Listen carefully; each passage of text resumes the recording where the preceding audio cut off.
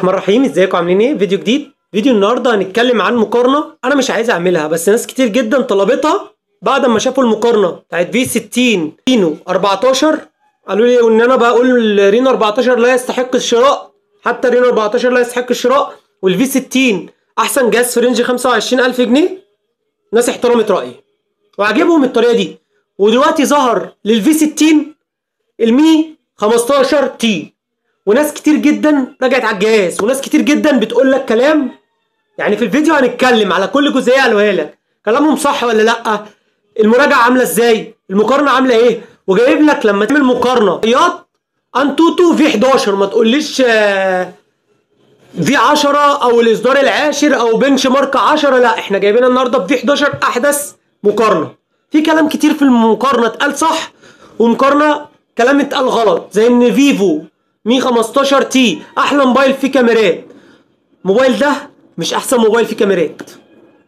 ممكن يكون فيه سنسور مستشعر واسع، ممكن يكون فيه سنسور بيدخل ضوء كتير، بس كتجربه وهيظهر لك على الشاشه دلوقتي فيفو هيفوز كاميرات، شبكات، بطاريه.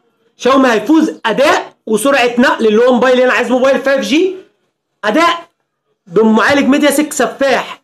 فرق بين الاثنين 300,000 نقطه. فخلينا نمشي واحده واحده واحده واحده واحده، وعلى كل نقطه هعرفك ازاي انا احسن فيهم. بس الاول انا بقول لك موبايل موجه للاداء وموبايل موجه للكاميرات، والفرق بينهم من 300,000 نقطه، اللي هم بيوازي كام؟ 15%. وانا لو نازل اشتري اريحك من الاول، عشان لو عايز تخرج من الفيديو اتفضل اخرج. اشتري في 60 احلى من 115 تي. 115 تي مديله باكج اكبر من بتاعته، والفي 60 احسن منه، والرينو 14 الايام اللي جايه يمسك في 20,000 جنيه. خد الكلام ده مني وبروزه، واللي بنقوله بيحصل. لايكك وفولو، صلي على النبي، هات الشاي بتاعك، وبشكركم على ثقتكم فيا. نبدا اول حاجه وهو المعالج.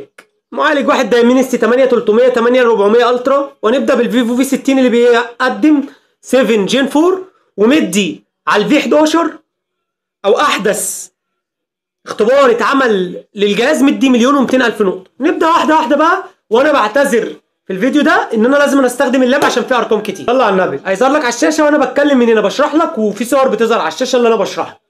بص، المعالج بتاع فيفو في 60 سناب دراجون 7 جين 4، تمام.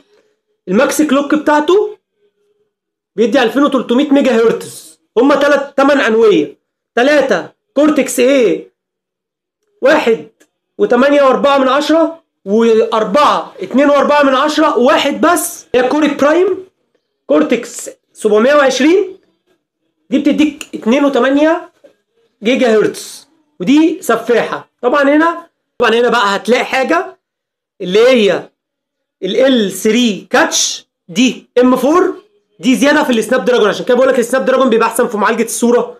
لو مدي مستشعرات، بص الشركات بتصيع على بعضها، يعني مدياك كاميرا ارقام مع معالج تعبان. باختصار اللي انا اقوله لك ده، لو نزل مع معالج 7 جين 4 المي هيبقى جامد. لو فيفو نزل مع دايمنستي هيسقط. معالج السناب دراجون امريكي، كفه الامريكي كسبان. الناس عارفه الكلام اللي انا بقوله ده، وهيظهر لك على الشاشه. ممكن تروح تسال قبل ما تشتري موبايل، لازم تعرف الكلام اللي انا بقوله لك ده انا برشح بناء على ايه. كلوك معاك 1150 ميجا هرتز. طبعا توتال الكلام ده كله بيقول لك ان المعالج على انتوتو في 11 بيدي معاك 1,200,000 نقطه، و1,200,000 نقطه نت فعلي. وفي شوتن يونتس اللي هي الخاصه بالشبكات والخاصه بمعالجه الصوره من جوه، وشرحنا قبل كده الميديا تك دوت معمول لسبب. انا عاوز اخلص الامر بسرعه، فده الميديا تك، وبيجي بعد سنتين بيبطل. لكن السناب دراجون بيبدا 1,200,000 نقطه، لو جيت اختبرته بعد 3 سنين هيديك 1,100,000 نقطه. بعكس ميديا تك لو اختبرته 1,000,000 نقطه بعد 3 سنين بينزل النص على طول. مع البطاريه بقى بيضغط على البطاريه، والسوفت وير مهم. فبالنسبه لي فيفو ممتاز بالسعر ده. معاك دايمنستي 8300 الترا، ماكس كلوك بيدي معاك 3350 ميجا هرتز، وده اعلى. طبعا 4 كورتكس 2.2 جيجا هرتز. يونس مفيش ال L3 اللي قلنا عليه في المعالج الثاني. الجي بي كيو كلوك بتاعه ماكس 1400 ميجا هرتز، تمام. يدي 1,200,000 نقطه، واحد بيدي 1,500,000 نقطه. بس واحد شاشه من جولدي وشاشه من سامسونج، شاشه من ال جي وشاشه من جولدي او من ماركه اي تي اي، هتاخد ايه؟ وبتنقل الحاجات من على الموبايل، واحد هينقل لك توتال بقى اللي انا قلته باختصار، ولما انا بكلمك باختصار انت مش بتقولي لا انا عايز اتاكد من المصادر، فانا فهمتك عشان تبقى فاهم معايا باختصار ان واحد بينهم هينقل الموبايل كله اللي هو الفيفو في ساعه ونص، شاومي هينقل لك كله ال 512 جيجا او ال 256 جيجا في نص ساعه.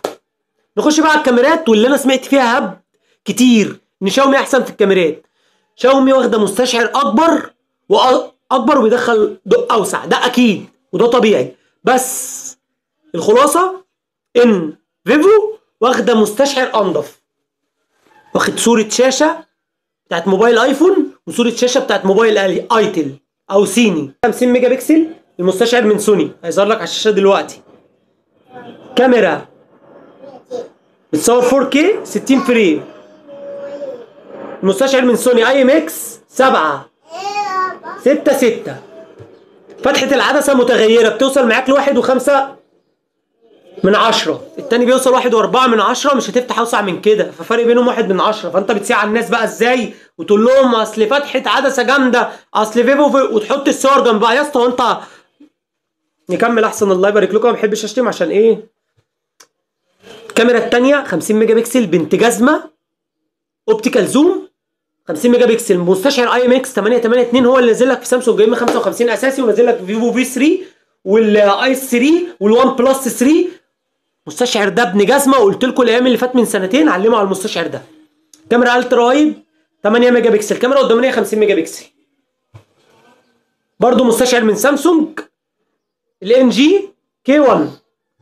باختصار ان الكاميرا بتاعت فيفو مع معالجه السناب دراجون هتكسب. باختصار ده في اقل من ثانيه.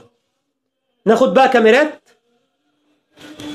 شاومي من سوني. هنا بصراحه احسن من اللي في فيفو الاساسي، بس الاساسي مع ميديا تك يخسر، زي ما بقولها لك كده. معالجه الصور مهمه جدا. حط صوره من ميديا تك هتظهر لك على الشاشه دلوقتي، حطها جنب صوره من سناب دراجون اللي انا بقول لك ايه هتلاقيه. سوني اي ام اكس 690 ده فتحه العدسه 1.7 بتتغير لحد ما تفتح ل1.4، ما فرقتش ل1 التاني. هنا المستشعر التليفوتو ال 50 ميجا بكسل بتاع شاومي بتاع سامسونج اللي حطاه فيفو التليفوتو، حطاه فيفو في الكاميرا القدامانيه. هنا شاومي حطاه في التليفوتو. بتساع الناس اللي هو الجي كي ان 1. كاميرا الترا وايد 12 ميجا بكسل، مستشعر او في. كاميرا قدامانيه 32 ميجا بكسل، مستشعر قديم قوي. كاميرا القدامانيه الاس اس كي دي 1 هو اسمه كده، تصدق بقى. فباختصار كاميرا قدامانيه كاميرا اماميه فيفو اكس. باختصار بقى لو انا نازل اشتري كان نفسي ان انا اقول لك لو انت بقى فاهم فعلا مش هتجري ورا الارقام، لان جري ورا الارقام تعب. او موبايله انا عايز حاجه تعيش معايا يا عم، عايز حاجه من سامسونج، يقول لك الزبون يقول لك كده في مصر، عايز حاجه من سامسونج. انا مالي ومال الهبل ده كله، انزل اشتري اسم سامسونج، انزل اشتري اسم شاومي موجه للاداء وسرعه النقل وسرعه المونتاج وطلقه وكاميرا على قدها وبطاريه على قدها وشبكات على قدها. فيفو لحد دلوقتي بيحتفظ ان هو احسن موبايل في 2025 كلها في رينج ال 25,000 جنيه، تفوق على كل المنافسين لحد دلوقتي ما عدا وان بلس، وده ما نزلش مصر. لو عجبك الفيديو دي والطريقه دي لايك وفولو. صلى على النبي، مع السلامه.